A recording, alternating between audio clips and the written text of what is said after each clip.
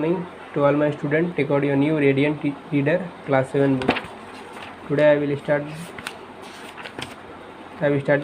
started this chapter. Today I will start from here. While most of the women and children are engaged in plucking the leaf, men of the state, the workers as we call them, are busily employed in the garden. Women and children are engaged in plucking the leaf and workers are employed in garden, but it is not very often that they have to pluck. It is their task to keep the long lines of bushes free from weeds. So the job is to keep the bushes free from weeds. You know how quickly weeds grow at home. Out here, where the rainfall is the heaviest in the world. Means here rainfall is very heavy.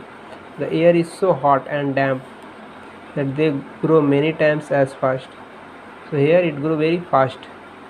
Indeed, the bushes would soon be stifled by unwelcome weeds if the worker of the state did not hoe the soil continually to keep it clean. So the worker job to keep the soil clean.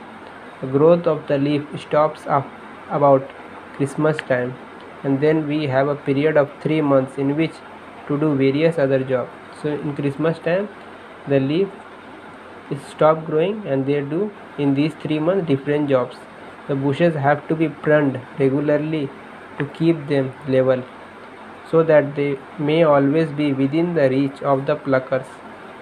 So bushes should be within the reach of the pluckers. And young tea plant have to be planted out.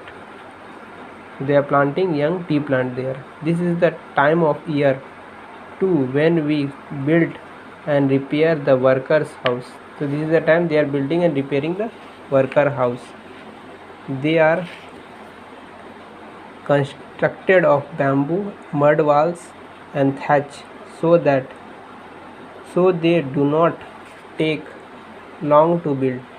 So these are made up of bamboos, mud walls. Okay. What is my work? I hear you ask. I have to go around every day and see that the work is being done properly.